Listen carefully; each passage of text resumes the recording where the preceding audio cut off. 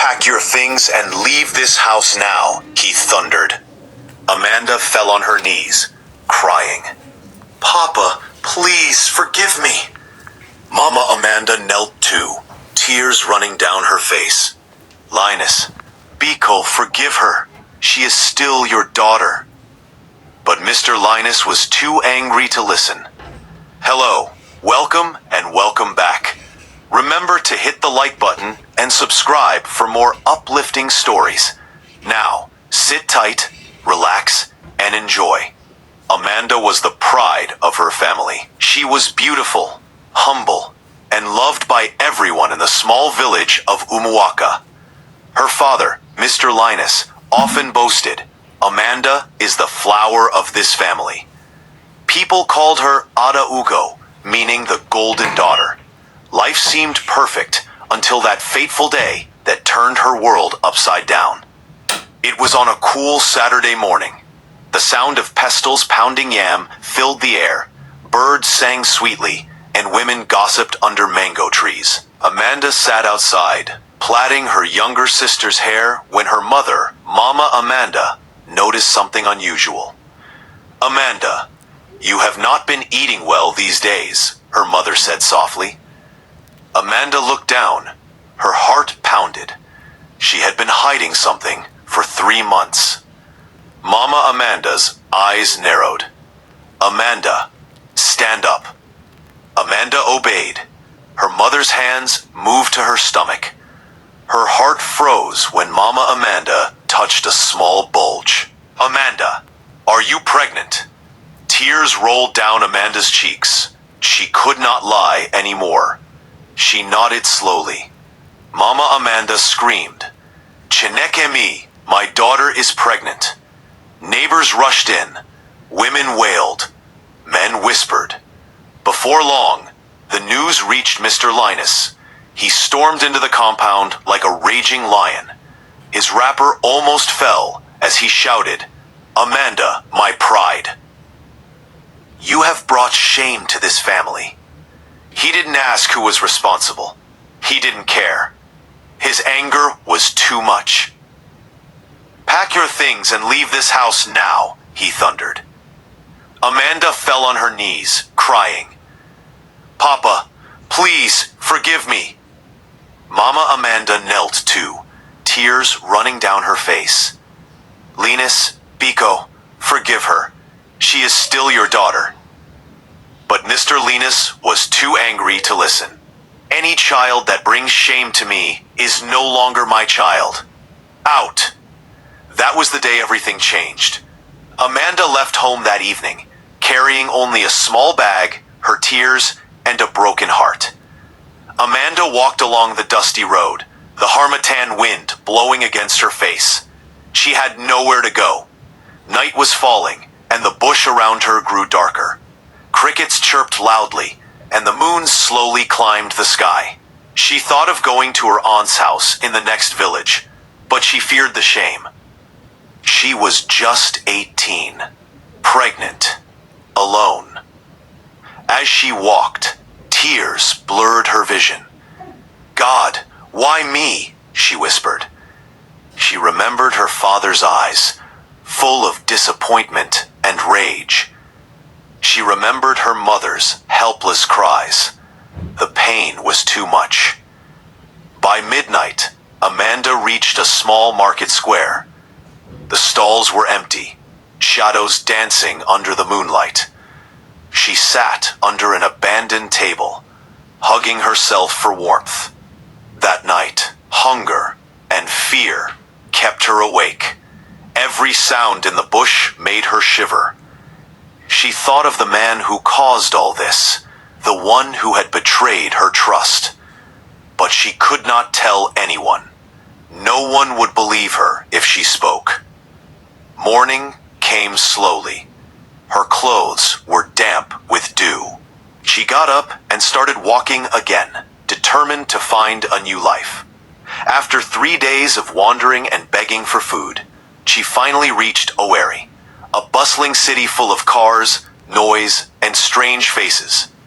Amanda stood at a junction, staring at the tall buildings and busy roads. She never seen anything like it. Her stomach growled. She had no money, no home, and a child growing inside her. But she had something stronger than fear, hope. Awari was a world Amanda had never seen before. Bright lights, loud horns, buses rushing past, and people moving like ants. She stood at the busy junction, holding her small nylon bag like it contained gold.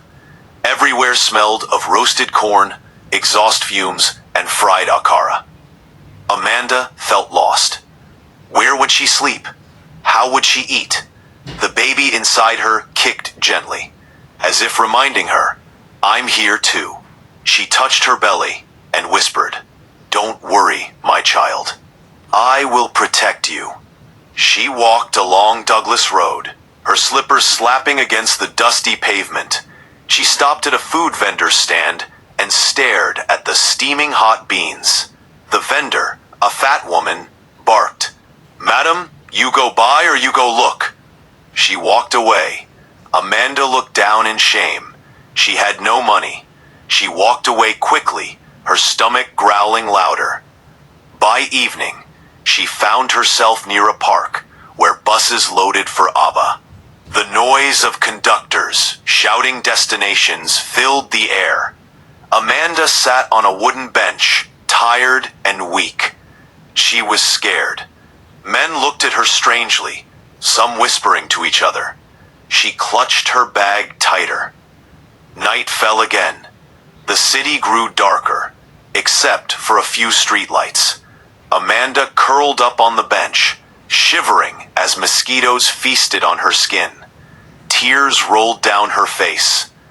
"God, please help me," she prayed in a trembling voice. The next morning, a young girl selling bread woke her up. "Auntie, you dey sleep here?" she asked innocently. Amanda nodded slowly. The girl pitied her and gave her a small piece of bread. Amanda almost cried as she ate it. That was how her first 2 weeks in the city passed, sleeping at parks, eating crumbs, and hiding from men who tried to lure her with false promises. Sometimes she thought of going back home, but her father's voice always echoed, "Any child that brings shame to me is no longer my child." Amanda decided she would rather die than return in disgrace. One evening, as the sky turned orange and traders packed their goods, Amanda sat under a tree near the market. Her head rested on her knees. She was weak from hunger and stress. Suddenly, a deep male voice said, "Young lady, are you okay?" Amanda raised her head slowly. A tall man in a clean white shirt and black trousers stood before her, holding a briefcase. His eyes were full of concern, not lust. Amanda opened her mouth to speak, but only tears came out. That was the moment her life began to change. The man introduced himself as Chike. He worked as a manager in a big electronics shop not far from the market. He noticed Amanda had been sitting in the same spot for hours, looking weak and pale. "What is your name?" he asked gently. "Amanda," she whispered. "Have you eaten today?" She shook her head, ashamed. Chike sighed deeply. "Come with me." Amanda hesitated at first. The city had taught her to fear strangers, especially men. But something about Chike felt different. His eyes didn't have the usual hunger she saw in other men. He looked safe. He took her to a small eatery by the roadside. The smell of jollof rice and fried meat hit Amanda's nose, making her stomach growl loudly. She bent her head in embarrassment. Chike smiled kindly and ordered 2 plates of rice with chicken. As Amanda ate, tears rolled down her cheeks. Chike noticed. "Why are you crying?" Amanda wiped her face quickly. "Nothing." Chike didn't push further. When they finished, he asked where she was staying. Amanda looked away. "Nowhere," she said softly. Chike Chike was silent for a moment. Then he said, "Follow me. I will take you somewhere safe." Again, Amanda hesitated, but she had no choice. Night was coming, and she didn't want to sleep outside again. He took her to a small compound at the edge of town. It was neat, with flowers in front. He opened a small, self-contained room and gave her the key. "You can stay here for now.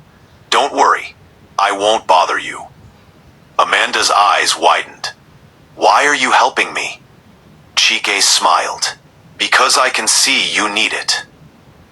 Everyone needs help sometimes. That night, for the first time in weeks, Amanda slept on a bed. She cried herself to sleep, not from pain, but from relief. Cheek kept his word. He never touched Amanda or asked her for anything in return. He brought her food every day and made sure she was comfortable. Amanda wondered if men like him still existed. As the weeks passed, Amanda began to open up a little. She told him she was pregnant, but didn't say who was responsible. Cheek didn't ask. He only said, "Every child is a blessing." Cheek introduced her to his elder sister, Ifeoma, a nurse who later helped Amanda during her pregnancy.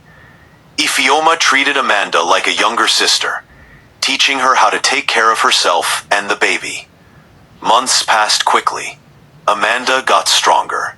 Sometimes she would sit outside the small compound and watch children playing, wondering what her own child would look like. But deep inside her heart, there was still a wound, a secret that burned like fire. The man who got her pregnant, if people knew, the world would not believe it. Amanda promised herself she would never tell anyone. By the time Amanda was 7 months pregnant, Chike got her a small job in a tailoring shop owned by his friend. She worked there, learning how to sew, and saved a little money. Life was not easy, but at least she had food, shelter, and someone who cared. Chike became like family. He encouraged her, telling her, "Your story is not over, Amanda. God will surprise you." Amanda smiled whenever he said that, though she didn't believe it fully. But life was about to surprise her in a way she never imagined. The day finally came. Rain poured heavily that morning as thunder rumbled across a wherry. Amanda felt the sharp pain of labor tearing through her body. Ifeoma, Chike's sister, rushed her to the hospital in a tricycle. "Breathe, Amanda, you'll be fine," Ifeoma encouraged, holding her hand tightly. Amanda screamed as another wave of pain shot through her. Sweat drenched her face. Nurses rushed into the delivery room, preparing everything. Hours passed, and Amanda felt like giving up. "I can't do this," she cried. "Yes, you can," the nurse said firmly. "Push." With one final cry that echoed through the room, Amanda pushed, and then came the sweetest sound in the world, a baby's cry. Tears filled Amanda's eyes as the nurse placed a tiny baby girl in her arms. The baby was perfect, with bright eyes and soft skin. Amanda whispered, "My miracle, my joy." She named her daughter Joy, because that was what she felt in that moment after so much pain. Chike and Ifeoma came in, smiling. "Congratulations," Chike said warmly. Amanda looked at them with gratitude. These strangers had become her family when her real family abandoned her. She promised herself that one day she would make them proud. The days that followed were hard, but beautiful. Amanda worked harder at the tailoring shop, often sewing late into the night, while Joy slept peacefully beside her. Ifeoma taught her more about motherhood, while Chike continued to support her silently, never asking for anything in return. Still, Amanda's secret remained buried deep inside. Each time she looked at her baby, She remembered the night everything happened. The betrayal by someone she trusted more than life itself. She shook the thought away. The past didn't matter anymore. All that mattered was joy. But life had more surprises waiting for Amanda, both sweet and bitter. 3 years passed. Amanda transformed from a broken girl to a strong young woman. Her tailoring skills grew so much that customers started asking for her by name. She saved money and eventually opened her own small shop, which she named Joy Creations. Her life in the city was finally taking shape. People admired her strength and resilience, but they didn't know the battles she fought in silence. One evening, while Amanda was closing her shop, she heard a familiar voice behind her. "Amanda?" She froze. Slowly, she turned and saw someone from her past. Her cousin, Chinwe. Amanda's heart raced. What was Chinwe doing in Owerri? "Amanda, is this you?" Chinwe asked in shock. "Jesus, you disappeared from the village. And now look at you." Amanda forced a smile. "Chinwe, long time." They hugged briefly. Chinwe looked at Joy, who was playing with a doll in the corner. "Is this your daughter?" "Yes." Chinwe stared at Amanda with curiosity. "People in the village still talk about you. Your father, he's still angry. He says you disgraced him." Amanda's heart sank. After all these years, her father still hated her. Chinwe lowered her voice. "Your mother, she cries for you every day." Amanda wiped a tear quickly. "How is Papa?" Chinwe shrugged. "He's still stubborn. You know him." As Chinwe left, Amanda sat quietly, holding Joy close. Memories of her father's face flashed through her mind. The anger, the shame. Would she ever go back home? Would they ever forgive her? She didn't know that soon she would return. Not as the broken girl who left, but as a woman the whole village would talk about. One hot afternoon, while Amanda was working in her shop, a well-dressed woman walked in. She introduced herself as Mrs. Daniels, a fashion influencer with thousands of followers on social media.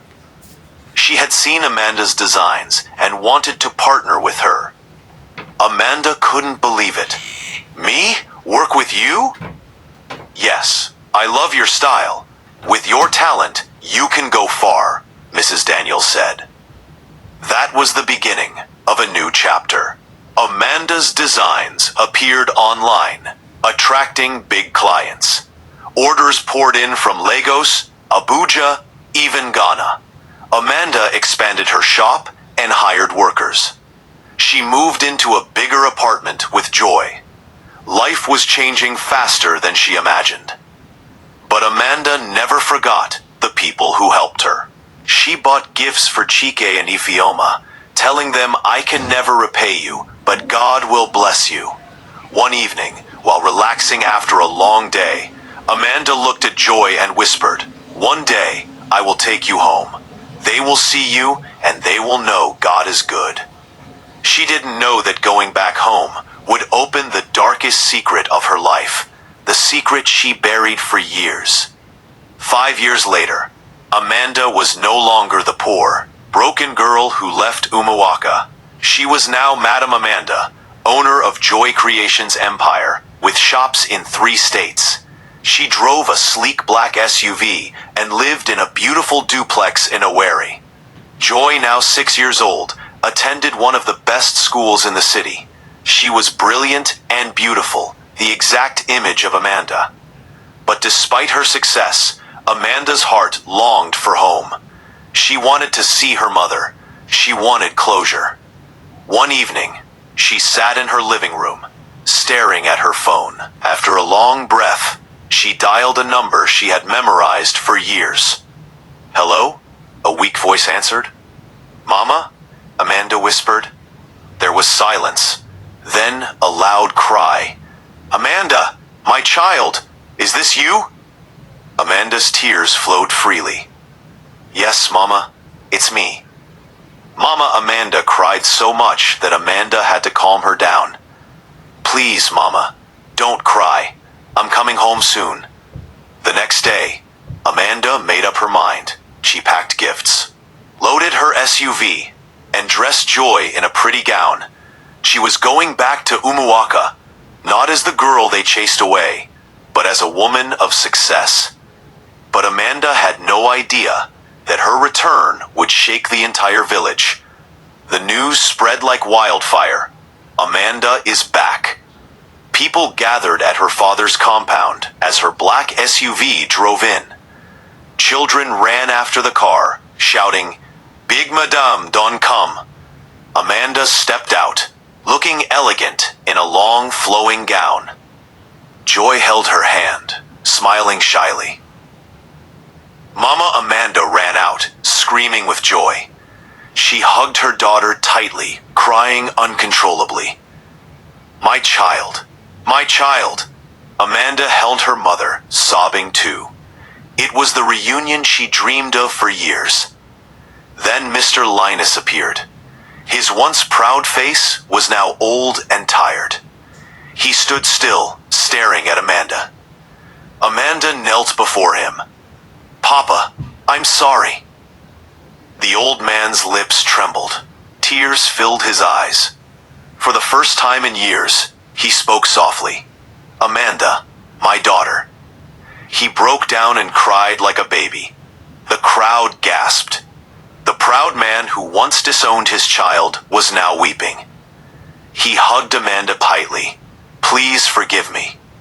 Amanda forgave him, but deep inside her heart, a storm was brewing. Because sitting under the mango tree, watching everything silently, was the man who ruined her life. Mr. Andrew, her father's best friend. And soon, his secret would come out.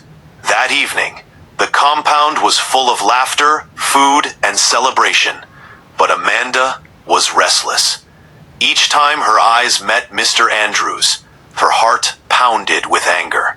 Memories came flooding back. The night he visited their house when Papa was away. He brought gifts, smiled like an uncle, and then Amanda shook the memory away. She didn't want to spoil this moment. But Mr. Andrew kept looking at Joy. His eyes were uneasy. Amanda noticed it. He knew, and she knew he knew. As night fell, Amanda sat with her mother in the kitchen. Mama, she said softly, do you remember Papa's friend, Mr. Andrew? Mama Amanda looked up. Yes, he was here earlier. Why? Amanda swallowed hard. Nothing, but her heart screamed the truth. The whispers began the next day. Women in the village gathered near the stream, saying, Amanda's daughter looks like someone. Like who? Another asked. Like Mr. Andrew. The rumor spread like Harmattan fire. Amanda heard it, but kept quiet. She had kept the secret for years because no one would believe her. Who would believe that her father's best friend was the one who destroyed her life? But now the truth was boiling inside her. It happened during a family meeting. Everyone was present. Mr. Linus, Mama Amanda, relatives, elders, and Mr. Andrew. An elder asked, Amanda, you are back with success, but who is the father of your child? The compound fell silent. All eyes turned to Amanda.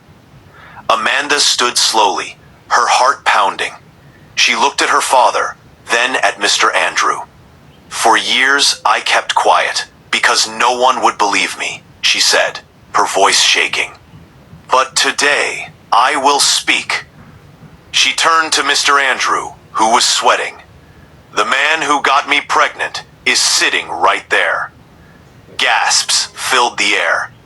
All eyes turned to Mr. Andrew. He stammered, She's lying. It's not true. Amanda shouted, You know it's true. That night when Papa traveled, you came into my room. I was only 18. The compound erupted. Women screamed. Men shouted. Mr. Linus collapsed on the ground. crying uncontrollably. Andrew, my friend, my friend. Amanda held Joy close, tears streaming down her face. This is the truth I carried for years. Chaos filled the compound. Elders cursed Mr. Andrew. Some men wanted to beat him, but Amanda stopped them. Leave him, she said firmly. I don't want revenge. I just wanted the truth to be known. Mr. Linus crawled to Amanda, holding her feet. My daughter, forgive me. I should have listened. I failed you, Papa. Amanda knelt and hugged him. Papa, I forgive you, but let this be a lesson. Never abandon your child when she needs you most. The elders banished Mr. Andrew from the village. His name became a curse. Papa, Amanda stayed for a few more days, then returned to the city with her mother and Joy. She built a big house for Mama and took her along. Papa, as her car drove out of the village, Amanda looked at the sky and whispered, God, thank you. My tears are over. Papa. And that was how Amanda turned her pain into power, her shame into glory, and her silence into a voice that shook the entire land. Tell us in the comments where you're watching from. We treasure every message from you. Until we return, stay kind, stay hopeful, and stay with us.